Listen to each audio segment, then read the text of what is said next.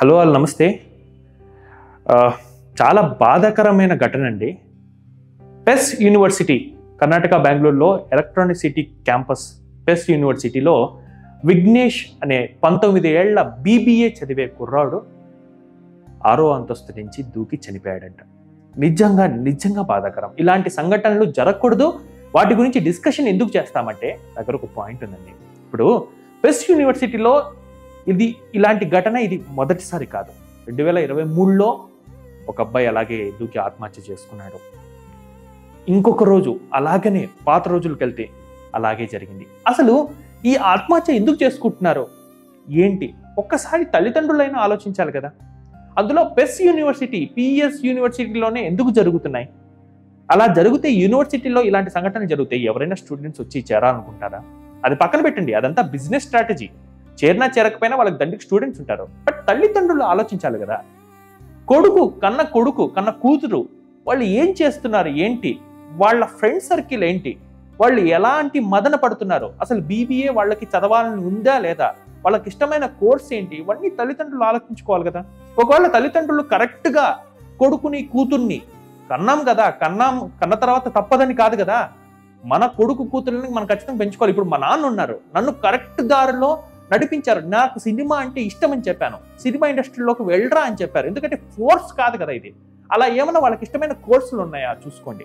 ఒకవేళ మీరు తల్లిదండ్రులై పర్ఫెక్ట్గా పిల్లల్ని పెంచినట్టయితే కాలేజీలో ఏం జరుగుతోంది, మీ కొడుకు మీ కూతురు అంటే మీ చిల్డ్రన్ అంటే మీ చుట్టుపక్కల ఏం జరుగుతోంది సమాజంలో ఒకటి గమనించుకోవాలి. అట్ ద సేమ్ టైం కాలేజీలో గ్రూప్స్ ఏమైనా మెయింటైన్ చేస్తున్నారా, మీ కొడుకు ఎవరితో చాట్ చేస్తున్నాడు, ఇవన్నీ గమనించుకోవాలి. ఎందుకంటే వాళ్ళు కాలేజీ నుంచి ఇంటికి వచ్చిన వెంటనే వాళ్ళ మనోభావం ఎలా ఉంది, వాళ్ళ మనస్తత్వం ఎలా ఉంది, వాళ్ళు ఎలా బిహేవ్ చేస్తున్నారు, ఇవన్నీ కూడా మనం గమనించుకోవాలి. ఎందుకంటే కాలేజీ వాళ్ళు ఏం చెప్పరు, అయ్యో ఏం జరిగిందో ఏమో ఇన్వెస్టిగేషన్కి ఇచ్చాము పోలీసులు వస్తారు చూస్తారంటారు. గమనించుకోవాల్సిన తల్లిదండ్రులే కదా. మీ కష్టం అండి ఇది, మీ కొడుకు మీ ప్రాణాలు. చెప్పాలంటే మీ కొడుకు మీ కూతురు అంటే మీ ప్రాణాలే కదా.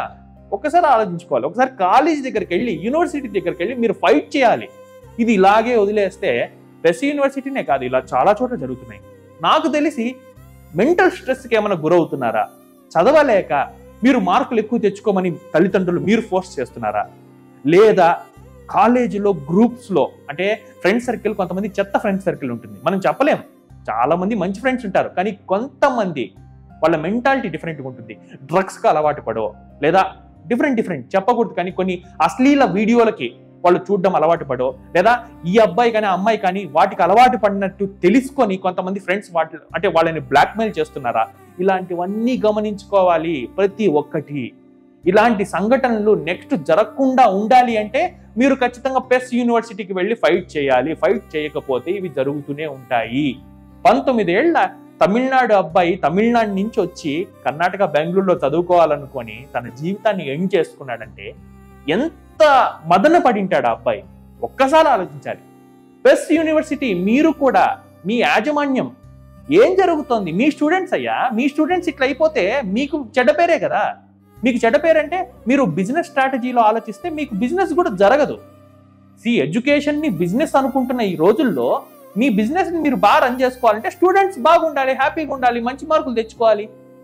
ఒకవేళ కాలేజీలో మీకు ఏ స్టూడెంట్ అయినా సరిగ్గా చదవట్లేదు, మదన పడుతున్నారు, డిఫరెంట్ గ్రూప్స్లో వెళ్తున్నారు, డ్రగ్స్కి అలవాటు పడినారు, అశ్లీల వీడియోలు చూస్తున్నారని మీకు అనిపిస్తే వెంటనే పేరెంట్స్కి చెప్పండి.